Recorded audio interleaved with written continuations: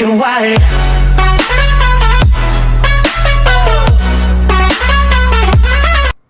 What's up, guys? That College Gamer here. I wanted to talk about a dilemma that a lot of smaller and new and up-and-coming streamers face early on in their streaming careers, and that is the decision of which game do I stream, right? And it seems like it's a pretty easy thing to decide, right? You just kind of pick up a game that's on your counter, and then you just pop it in there and start playing it. But as many of you guys know, it is not that easy. So we're gonna get some arrows here and get right into this. First thing to think of when you are trying to decide, what game should I stream, you need to pick a game that you enjoy playing, a game that you really do you can pick up at any time and just hop right in and you know what you're doing, right? Nobody wants to watch a streamer that is playing a game that they rage in a lot and they're cursing and getting frustrated and upset about. It's just you got to think about when you're streaming a game. You have to think about what the viewer is going to think when they come and watch you play. If they come in and they see a gamer that is not enjoying themselves, then naturally they're not going to, that energy is going to go off onto the viewer. But if they come into a game where the gamer or the streamer is just enjoying the game, you're playing Zelda and you're just high energy and high, always happy and smiling, that's gonna rub off on the viewer, and then you're gonna instantly, get more people to watch you because you're playing a game that you like. Which leads me into the second point of things you should consider when picking a game, is you should pick a game that you're very knowledgeable about, or a series that you're very knowledgeable about. So as you can see, I've got The Legend of Zelda Breath of the Wild playing right now behind us, or in the background, I should say. And this is a series that I personally have loved for many years, right? Since I was a child. So this is a natural fit for me to stream a game like this because, I have a basic idea of how Zelda games are supposed to work. I know the frustrations that I'm going to face, and I'm already prepared for them. So when they actually happen, it's just kind of part of the game. It doesn't necessarily faze me, and I don't show my frustration because I know that there's going to be difficult parts of the game that come up.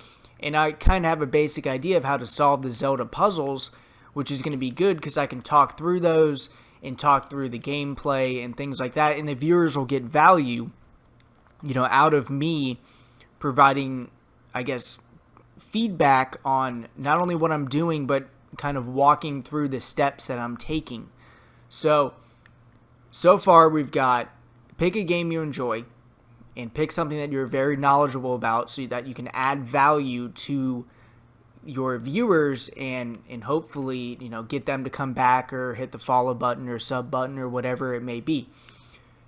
Another thing that you want to keep in mind is, you personally, do you want to play an online game? Meaning, do you want to go play Overwatch, and just grind on loot boxes and leveling up and things like that? Or do you want to do walkthroughs? Do you want to, start a new Breath of the Wild gameplay series and just start a new file and then just play all the way through it and have viewers come back so that they can enjoy that experience with you?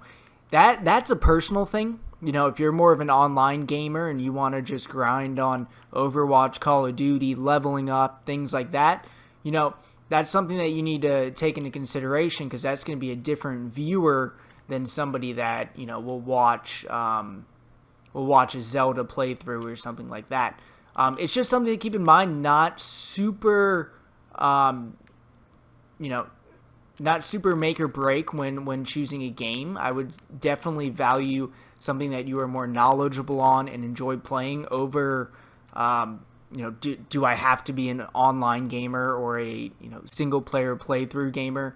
It's just something to keep in the back of your mind.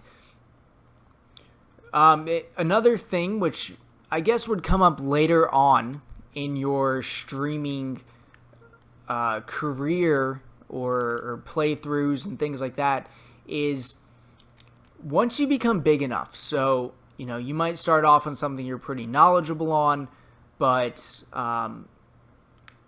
it's not exactly your favorite game, but you can start it and you can add a lot of value to people to grow your following. Well, once you grow your following, a funny thing happens. People are going to be really interested. They're not going to be as interested in the games that you play more so than watching you. So once you get a following, you can pretty much play A, whatever you want, and B, you can ask your viewers, hey, let's create a poll. What game do you want to see me do a walkthrough of next? What game do you want to see me, stream online gaming or online matches once a week? Let's take a poll. And, once you have a solid community around that, people will vote, and then you can, just take that and run with it and play whatever games, do viewer games and things like that. But again, that's a little further down the road once you really get a following under your belt. And then the last thing that I wanted to talk about with, how to pick a game for streaming, and it's more of just a realization of something that smaller streamers and new and up-and-coming streamers need to realize is that when you pick a game, you pick the new hot biggest game on the market, the most streamed game. You're playing PUBG, you're playing Overwatch, you're playing League. You got to understand that when you're smaller and you're playing a bigger game or one of the most streamed games on the platform, it's going to be incredibly difficult for you to grow your account and grow your audience and your community because it's going to be very hard for people to find you. Unless you're very good, you're good at promoting yourself and you've got people promoting for you and things like that, it's going to be very hard to get people to watch you play. Nobody's going to scroll down, 150 or however many streams are live at Overwatch, on a given time. It's just going to be incredibly difficult to grow. So keep that in mind that if you are streaming a big name title, that your growth is going to be a lot less. And if you're streaming, an Ocarina of Time per se, because if you go and stream Ocarina of Time, you're going to have a max of, 20 or so channels, if not less. There's sometimes 2 or 3 streaming that at a time. So you have a much larger chance of a new person stopping in your stream when you stream a smaller title than you do a big name such as Overwatch, PUBG, League, something like that. So definitely keep that in mind if you're a smaller streamer. Don't become discouraged. It's just there's so much competition out there that it is going to be difficult to grow your audience and get new viewers in streaming a big name game. So hope this video, helped you out with deciding what game to stream or a series to stream or something like that. Let me know in the comments below, what game are you streaming? That would be, I'm always interested in to see what other people are streaming. I always stream, Zelda, Splatoon 2, Mario, things like that. More of a Nintendo streamer, but some Overwatch. But, I'm interested to see what you guys are streaming. Always fun to see and connect with people who don't play games that I do. Get multiple viewpoints of gaming.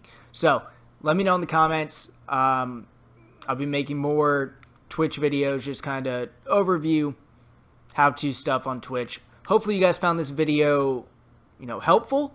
And I will catch you guys on the next video. So yeah, catch y'all later.